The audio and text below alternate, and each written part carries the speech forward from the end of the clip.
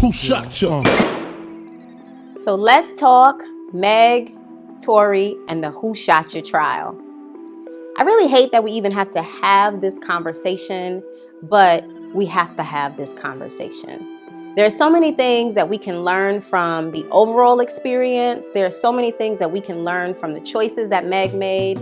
And there is just so much excitement around this, and not to trivialize it, right? But there's so much social excitement that is almost sickening, that people are actually excited to see what happens in a case where a Black woman was shot, where a Black woman was assaulted, where a Black woman was unprotected. Because we're always screaming, protect Black women, until Black women actually need protection, right? But I'm not here to judge.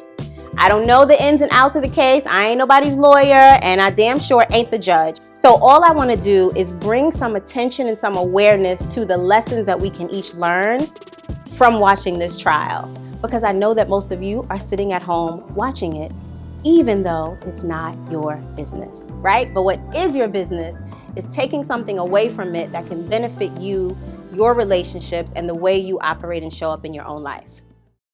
So I first want to kind of just take a step back and talk about who Megan was and where she was based on what we, the public, knew.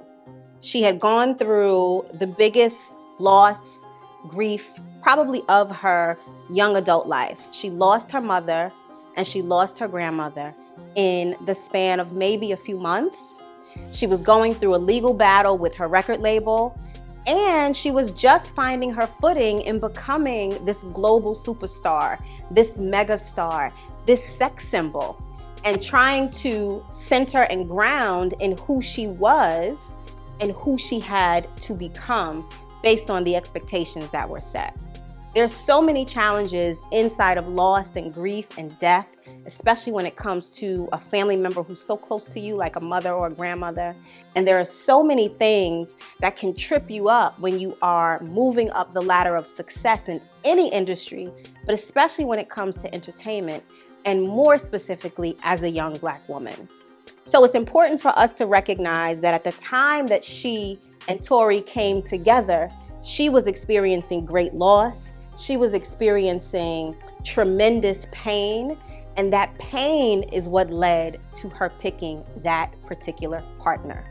And often when you're operating from the same emotional space, your pain chooses your partner too, right? More often than not, your pain picks your partner over your intellect, over your common sense, and over what's really the best decision for you, because we're driven by our emotions, and we're so conditioned and so used to negative emotions showing up in our lives that you don't even know that anything is wrong when you're operating from that space.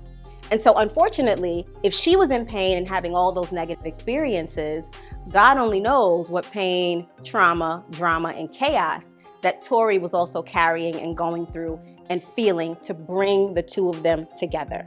Because your energetic signature draws in all of the people, all of the things, and all of the experiences into your life. And whoever is in your life now is there because they are emotionally and energetically aligned with you, okay? So remember that when you are moving from a place of confusion or chaos or trauma or drama or feeling pain, that is absolutely not the best time to partner. And we want to self-soothe when we don't feel good. We want to simply feel better when we're in pain, and we can jump from bed to bed to bed and body to body to body trying to do that. But the result usually has devastating, damaging consequences for you, like in this particular case. Second thing that I want you to learn and take from this is that there are going to be times in your life where your truth won't matter to others, where your experience won't be important to anyone else, and where you may have to support yourself because your support system is no longer there for you. That's kind of one of the dilemmas of adulthood, As you grow up, you have friends, you have family members that you're super close to, you spend so much time together, and then something happens and you realize that nobody who was usually there is there. Either because they have their own life and their own things and their own challenges going on, or simply because the relationship dynamic shifts. And when you are growing in success and growing in financial resources and becoming more popular, some of the people around you, even when they love you, even when they thought they wanted the best for you, will not be able to handle that. And it's okay for you to let go of relationships that no longer serve who you have become and in the place and space that you're currently existing in, because you are not who you were at the time you connected with them. That goes for friends and that goes for family as well. Not everyone is meant to go where you're going, so feel free to release who's not supposed to be there anymore. Doesn't mean that anyone is a bad person, doesn't mean that it's anyone's fault. It simply means that you have your own paths and you're each growing in different directions. And then the last thing that I want you to consider and think about and see how you can adapt it to your own life, and a lesson that you can learn from this experience, is that unfortunately, when you are going through tough times, there may be people around you who are watching, who are observing, who are excited, and who want to see you fall. And it's really the nature of humanity, right? So you don't want to even personalize the haters or even identify anyone as a hater in your life. The term is so antiquated and outdated anyway, but no one is hating on you. These are simply people who don't love themselves enough, don't love their lives enough to busy themselves with what's going on in their own life and are looking outwardly and waiting for other people to fall or to stumble. It's really saddening and disheartening to see the level of excitement that people have in watching this trial, to see how many men are bashing this beautiful Black woman, to see how many women are using this as an excuse to lump all Black men together, right? It is feeding their negativity monster. It's feeding their addiction for the drama and the trauma. And unfortunately, that is how we've been socialized and conditioned.